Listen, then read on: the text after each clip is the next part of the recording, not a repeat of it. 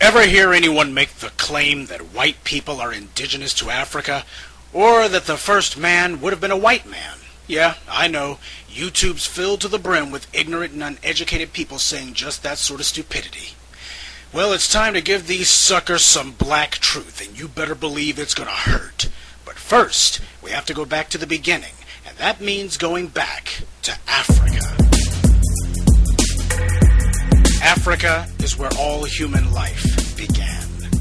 Eurocentrics had insisted for hundreds of years that Europe was the cradle of humanity, and when that lie predictably fell apart, they switched it to Asia. Like all Eurocentric claims, there wasn't a single shred of evidence to back up this idiocy, but it made whites feel good, and that was all that mattered. Until 1987, when Dr. Rebecca Kahn wrote a stunning article for the magazine Nature. Well, it was stunning for the Eurocentrics, because in it she declared that mitochondrial DNA made it clear that all humans can be traced back to Africa, with a woman who lived about 200,000 years ago in the area of Ethiopia, Kenya, and Tanzania. Though some scholars already knew this. We are able to say scientifically today, to say with certainty that mankind was born in Africa, on the latitude more or less of Kenya, and that area which comprises Kenya, Ethiopia, and Tanzania. It is in this region, that is this region in Kenya, where we find all of the most ancient evolutionary information. Nature created 6 specimens of man before we got to man as we know him today. All fossils that have been found outside of Africa have been found under close analysis to be much more recent than those found in Africa. And no other continent in the world has the complete series of fossils indicating the 6 specimens that I spoke of before. Nature doesn't do anything by chance, and it's for that reason that humanity, mankind that was born in a sub-equatorial region, was given melanin to protect its skin, and it's for that reason that it is clear, it is certain, that first man had to be a black man. Remember, at the time humanity arose 250,000 years ago, the Earth was still going through the last ice age.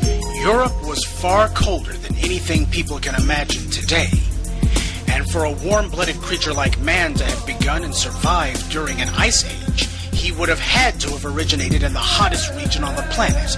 There's simply no other way. Even racists like Dr. James Watson, the Nobel Prize-winning geneticist who discovered the DNA double helix, had to admit man came from Africa in his book, DNA, The Secret of Life.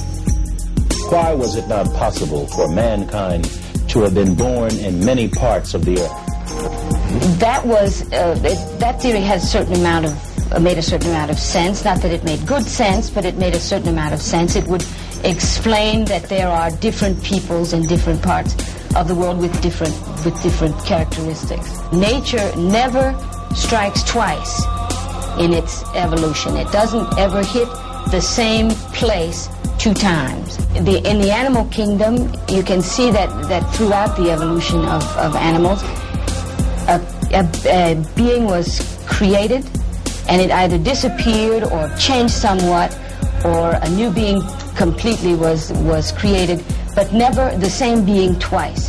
And to remain strictly scientific, it doesn't make common sense to say that man was created twice. So science had now answered where life began, and with whom. In Africa, with a black woman. So these 2 characters are just another example of Eurocentrics pretending to be something they're not in order to feel good about themselves. Kind of like these guys. Anthropologists say when these first people, these blacks, left the cradle of humanity, they almost all went northward. The primary branch of this migration moved into what is today Kenya, and then north into modern Ethiopia, and finally to the north of the continent, into what would become Kemet. This is what modern science says, and the ancient Egyptians agree. In the Hennefer Papyrus, the Egyptians declared that they came from where the Nile River begins, at the foothills of the Mountains of the Moon, where God Hapi dwells. We have two geographical identifiers here, mountains, plural, and the origin of the Nile. We'll do this carefully so the Euro clowns don't get lost. The Nile River is the only river on Earth that flows from south to north instead of north to south. It has two branches, the Blue Nile in the east, which originates in Ethiopia, and the White Nile, which originates in the area around Kenya, Tanzania, and Uganda. So, no matter which branch you choose, there's no denying that we are deep within Africa, where even the most delusional Euro clown wouldn't dare say white people might have come from. The Blue Nile cannot be what the Hennifer Papyrus was referencing, because its reservoir, Lake Tana, is so tiny, and there are no mountains there anyway. So it can't meet both of our requirements, without which it can't be the right answer. That only leaves the White Nile. Already we can see it's in a very promising and familiar neighborhood, the Great Lakes region of Central Africa, where man arose. It's also the location of the Ruwenzori Mountains. These are the foothills of the Ruwenzori Mountains in the foreground, and in the background you see the Ruwenzori Mountains themselves. The priest Hunefer described them accurately. Keep in mind, this is over 4,000 miles into the African interior. Small wonder the Egyptians were so proud of themselves. They felt they could accurately trace their roots back to the very dawn of humankind. Science has certainly confirmed this. Another bit of Euroclown stupidity, they keep talking about Africans as Hamites, and others talk about non-Negro Hamites. They have no idea what they're even talking about. They claim to base this on the Bible, but the Bible doesn't support any Hamite nonsense. The way the Euroclowns tell the story, Ham was the son of Noah, whom Noah cursed, saying his descendants would be the servants to the children of Ham's brothers. The Euroclowns seized upon this fable and tried to use it to promote the idea that slavery and colonialism were simply the fulfillment of divine prophecy. Only one small problem. The Hamite curse isn't in the Bible. Genesis 9:25, and he, Noah, said, "Cursed be Canaan, a servant of servants he shall be unto his brethren." Canaan! It doesn't say a word about Ham, and there is no version of the Bible where it reads Ham instead of Canaan. So, why isn't it called the Canaanite curse? Because Canaan, according to the Bible, was the progenitor of the Phoenicians. The Phoenician contributions to all of white civilization has been so vast that whites absolutely had to portray them as white European people, even if doing so thoroughly contradicted their precious Hamite curse. So yet again the Euroclowns have proven themselves to be liars. But for the sake of argument, let's say that God got confused with Noah's order and decided to curse all of Ham's sons just to make sure he got the right one. Anyway, Ham had 3 other sons, Mizraim, Put, and Cush. Mizraim allegedly gave rise to the Egyptians, white of course, and Put gave rise to the rest of the light-skinned North Africans, even though that was kind of redundant. So, that leaves us with Cush, who was Ham's firstborn son. One has to wonder why Noah didn't curse Ham directly, or his firstborn. Ham, who the Euroclowns insist was a white man, was supposed to be the ancestor of all blacks. They never explain exactly how that worked. In fact, they're not even sure if Ham's first son, Cush, was white or black. All they know is Cush was the father of the black ethnic groups, which kinda contradicts Ham being the father of all blacks, now doesn't it? Which means even if you believe Ham was cursed, the term Hamite still has no meaning. To further complicate matters, the Euroclowns aren't even clear on which of Cush's sons were Negro as opposed to being black-skinned white people. You know, Hamites. Or why only one of Ham's children became black and not the other 3, or what the difference is between a Hamite and a Negro anyway. So the term Hamite means nothing, and we can now see the Bible has been turned into a tool of white supremacy. But the Eurocentric cult wasn't done yet. In what amounts to a last gasp, they are now saying that even if Egypt was black, it was nothing compared to Greece, which, they say, was lily white. We'll see about that.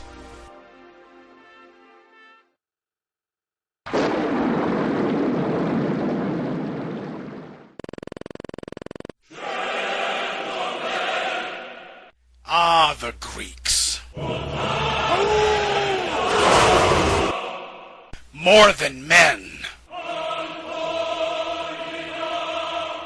They were manly men, fierce in battle, philosophers and profound thinkers. They were the foundation of the white world. And for the Euro clowns, that means the Greeks have to, absolutely must be, white people. From the highest ranking member of the Forum to the lowliest slave. Not only that, but every bit of their culture had to come from them, with no outside influence, and certainly nothing from the black world, even though Africa was far closer to them than Europe. Yes, sir, Greece was the quintessential white civilization, with strong, smart white people as far as the eye can see, and not a person of color for 1,000 miles. In fact, the Greeks hated non-whites, and made no bones about it. This is Sparta! Small wonder the Euro clowns love Greece so much. Go tell the Spartans, passerby, that here, by Spartan law, we lie. And lie they did. Lied their asses off. For starters, Greece was the world's first multiracial society, and second, there is no connection between Greece and the Northern Europeans who never get tired of bragging about them. But before we get to how black Greece was, let's address this whole macho Greek myth. Everybody knows that Greece was pretty much known for only two things, philosophy and homosexuality. And not just among men.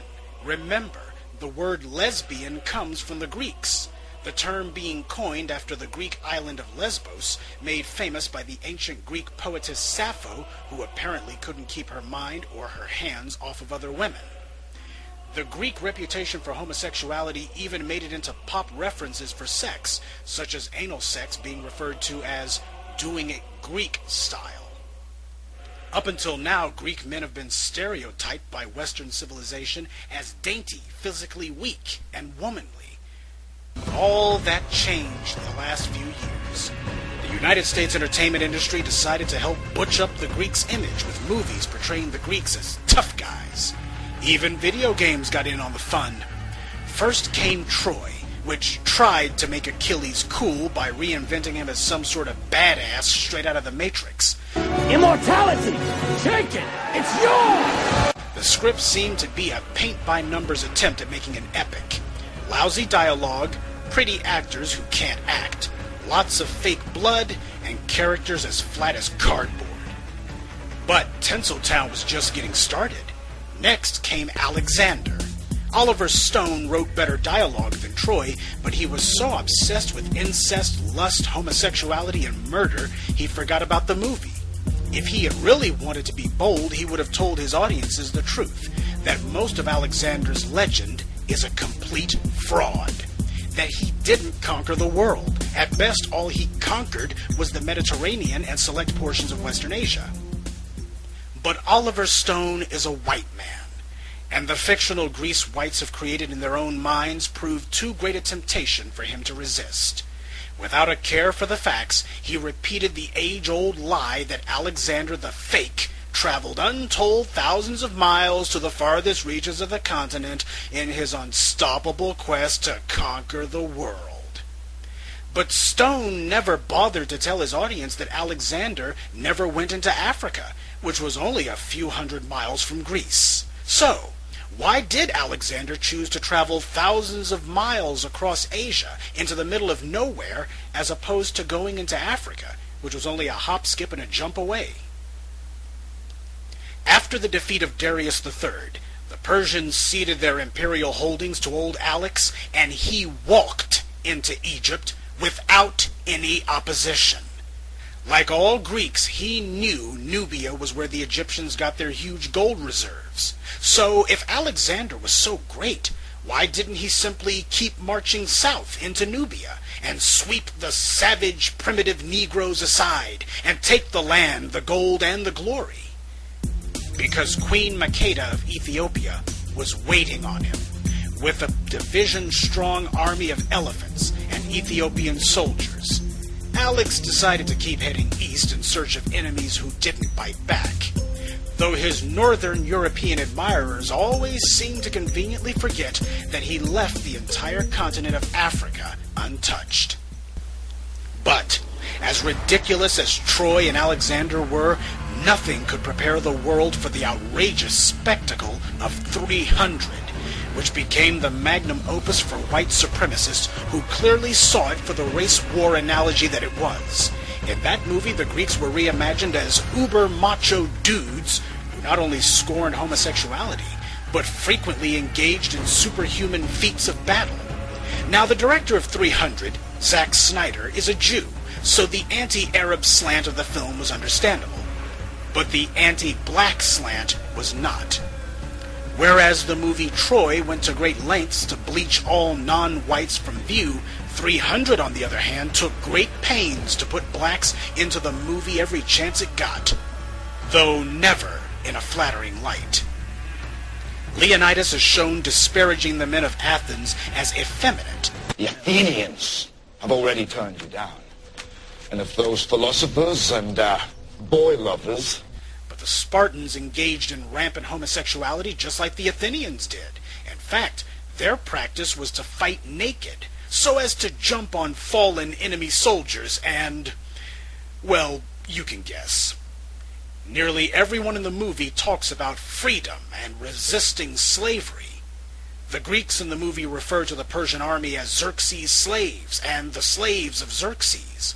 But what Zack Snyder doesn't tell you is that the Greeks had slaves, the Helots, whom they routinely killed as part of their regular training, because a Spartan was required to kill at least one person before he could officially graduate from training and finally be assigned to a unit. The Helots were almost always the target of choice. The Spartans subjected the Helots to a wide variety of humiliations, such as forcing them to drink pure wine until they could barely stand. Then the Spartans brought in their children to laugh and mock the Helots. This was done in order to teach Spartans from an early age to have no respect for Helots. So the Spartans committed the same kind of atrocities the movie accuses the Persians of doing. Only the Spartans did far worse.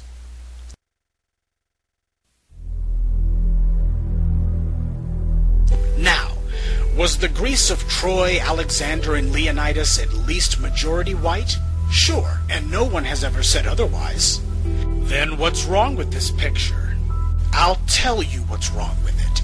Anytime anything in Africa is shown by the white media, they always, without exception, put white people into it, or credit it to a white civilization, regardless of whether they had anything to do with it or not. And if they can't put white people into it, then they try to denigrate it or show it as primitive or otherwise inferior. Well, Greece was multiracial, or rather biracial. Why has no one ever mentioned that? It's time to blow the lid off the lies. Herodotus claimed the Sesostris armies first colonized the Greek Isles. Others say it was a contingent of Ethiopian colonists. The Pelasgians were of African origin and inhabited Greece long before the Dorians, that is, the whites, came and displaced them. But, for the sake of argument, let's say the Dorians really were the original inhabitants of Greece. And as long as we're telling that lie, let's go ahead and say the Pelasgians were whites as well, and that the blacks who lived just over the Med were all immigrés and not native inhabitants. Just how much contact did the Greeks have with the blacks? And how great was the cultural influence of Africans on the first white civilization? After the Greeks took custody of Egypt from the Persians, you'll note that the Greeks living in Africa began to call themselves pharaohs, like Ptolemy Soter did. They adopted the religious beliefs of the Africans and began to dress like the Egyptians rather than like the Greeks or Macedonians. And when these Greeks brought African culture to Rome, even the Romans couldn't resist. The Romans adopted the cult of Isis. Egyptian priests went to Rome and performed ceremonies for the Isiac cultists. Now, when in all of human history have you heard of the conquerors taking on the dress, religion, language, and customs of those they conquered? Greece didn't do this with any of the nations they ruled, except Egypt. But we see Africa's influence elsewhere, in the Greeks' literature and artwork, where the idea of a black man and a white woman was not only unremarkable, it was celebrated. We see it in the figures from everyday life, such as this man kneeling with an object, or this sculpture of an African, possibly dancing. Clearly this brother hung around that bunch of boy lovers too long. Or this African figure, believed to possibly be as old as 1000 BC. Further proof the black presence in Greece predates Alexander and Leonidas by hundreds of years. African heads were particularly favored when it came to perfume flasks and wine jars. This symbolized the Africans were associated with beauty and gaiety. By the way, where are the British or the Dutch or Germans or Spanish in the Greeks' art? Considering these same white Europeans claim to trace their heritage back to the Greeks, they ought to be everywhere. But instead, they're nowhere to be found in Greek art or literature. So much for a Greco-European connection. Moving right along, the Greeks even incorporated Africans and Africana into their mythology, such as Cepheus and his wife Cassiopeia, who were the king and queen of the mythical realm of Ethiopia. Classical scholars, that is to say white, say that the Ethiopia mentioned in Greek mythology is not the same as the physical Ethiopia in Africa, that it was a fictional place located somewhere in modern-day Palestine. Be that as it may, according to the Greeks, the people of the mythological Ethiopia were dark-skinned and woolly-haired, just like the Ethiopians in Africa. Here we see Memnon, another of the kings of Ethiopia, about to go to battle flanked by two of his fellow Ethiopian soldiers.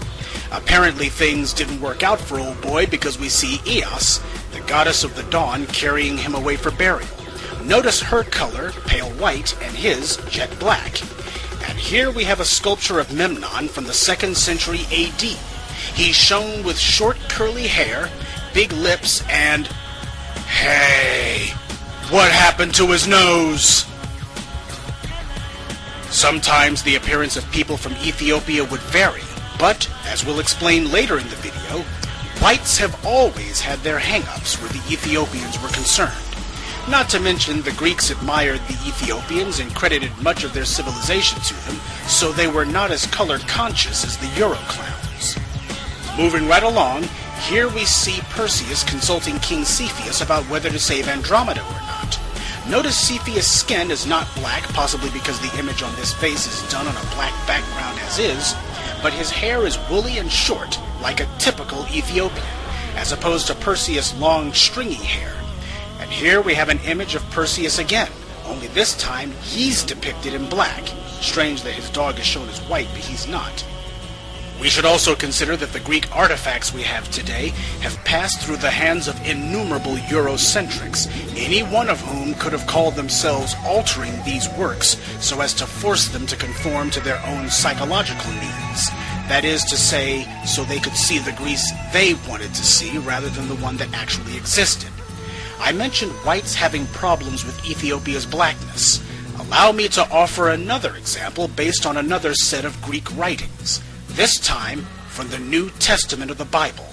The book of Acts, 8th chapter, 26 through 30th verses reads, Now an angel of the Lord spoke to Philip, saying, Arise, and go toward the south along the road to Gaza. So he arose and went, and behold, a man of Ethiopia, a eunuch of great authority under Candace, the queen of Ethiopia.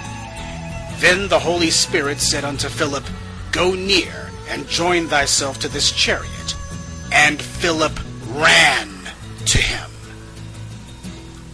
This is the single most overlooked chapter of the entire Bible, and it's not by accident. White people hate it. This Bible chapter shows both an angel and even the Holy Spirit of God himself ordering the white boy to drop what he's doing, get up and run behind the chariot of an influential and wealthy black man. How humiliating. That is, if you believe in a racial hierarchy, which most white people do. But the Eurocentric denial of this chapter goes far beyond merely limiting any mention of it. With few exceptions, whenever white people do depictions of this little-known Bible story, they're always sure to make certain the Ethiopian is shown as a white man, even though these pictures were done in the 19th and 20th centuries, an era in which no white person can claim to think Ethiopians were white. And in the one or two cases where they don't bleach him, they at the very least make his chariot driver white.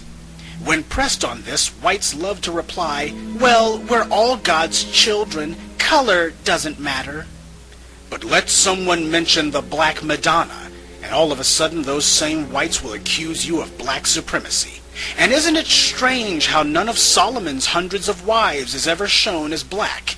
Not even the Queen of Sheba, who the Bible says was the Queen of Ethiopia. Nor are any of the apostles shown as black. And we never see whites depicting Moses' Ethiopian wife, who is mentioned in Numbers 12. So clearly, color matters to someone. Speaking of biblical whitewashing, consider King Taharka, one of the Nubian pharaohs. He rescued Jerusalem, but not only do we see no depictions of him, white or otherwise, we don't even hear about his story, mainly because it shows the Israelites needing help, and this time it's not God who comes to the rescue. But also because the good white people who see the Bible as their personal property would have to explain how it is that the Egyptians would come to the aid of the very Hebrews whose firstborn they had allegedly killed, which means Egypt would look a little less sinister.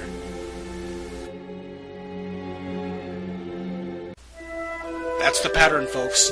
Anytime anything having to do with Africa is mentioned, they absolutely must put a white person in there. And failing that, they simply don't mention it at all. They pretend as if it never happened.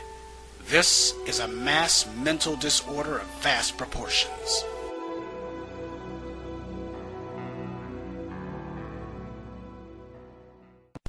In his most famous work, The Odyssey, Homer described the Ethiopians as favorites of the gods and the most just of men. As I said in part 2 of this series, modern Eurocentrics claim the location of Ethiopia was in and around modern-day Palestine. But as David Sachs writes in a dictionary of the ancient Greek world, neither Homer nor any of the other early Greek writers gave Ethiopia any sort of location. And when the Greeks did finally begin to write of where Ethiopia was, they placed it in Nubia, not Western Asia. Furthermore, Herodotus wrote the Ethiopians were the most beautiful and longest lived of the human races. Imagine that! The first time black is beautiful is expressed in recorded history. It was done by the Greeks. But hey, who are we going to believe? The ancient Greeks or the Euro clowns? Now that we've made clear the connection between Africa and Greece, let's see if we can find any connection between Greece and the Euro clowns. The Greeks had literature, philosophy, organized religion, and science thousands of years ago. In fact, Greece was where the first writing of the white world came from, starting with Homer's Iliad and Odyssey, where he frequently mentions Ethiopia, but gives no mention to the lands north of him. Let's look at the northern Europeans. What were their ancient writing systems? Oh, that's right. The northern Europeans didn't have any writing systems. Well, let's look at their architecture then. Oh, I forgot. They didn't have any architecture either, though they did have this, a pile of rocks. And they don't even know what purpose this rock pile served. Some white people say it was an ancient astronomy lab, though they still can't tell you what it was these ancient whites were allegedly looking at. Other whites say it was a meeting place for druids. Others still say it was a landing spot for UFOs. Perhaps the reason the northern Europeans are so confused about their history is because until recently, they largely didn't have one. We'll take Britain as an example. Literacy of any kind didn't come to the English people until the Romans invaded in 41 AD, but even then it wasn't the Brits doing any writing.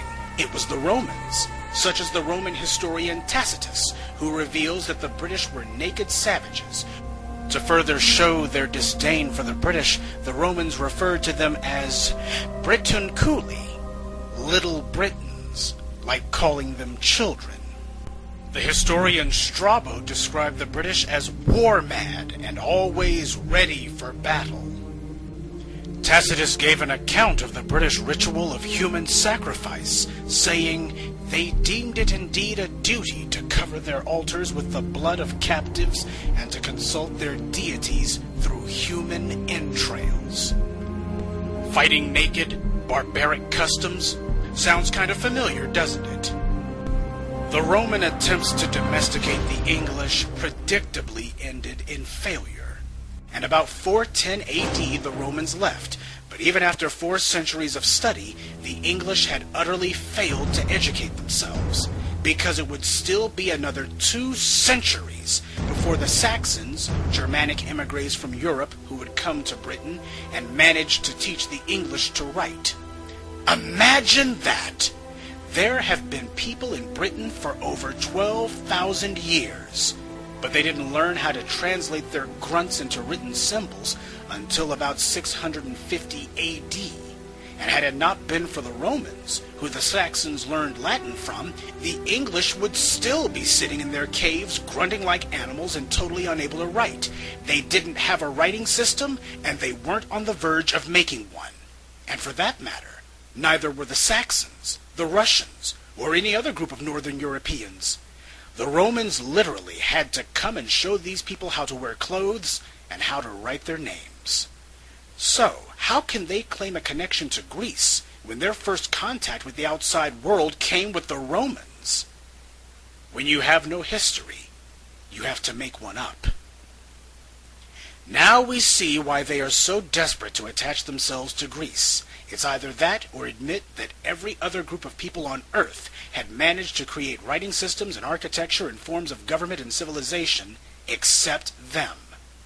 Now, it's a subject that deserves many books, but so far hasn't received even one, and that is that the Northern Europeans are essentially an AD people. Before Rome, these people might as well not even have existed. But to add insult to injury, the same Northern Europeans who want to claim Greece as part of their heritage didn't even consider Greeks to be white people until the 20th century. Why? Because Greeks are darker than Northern Europeans.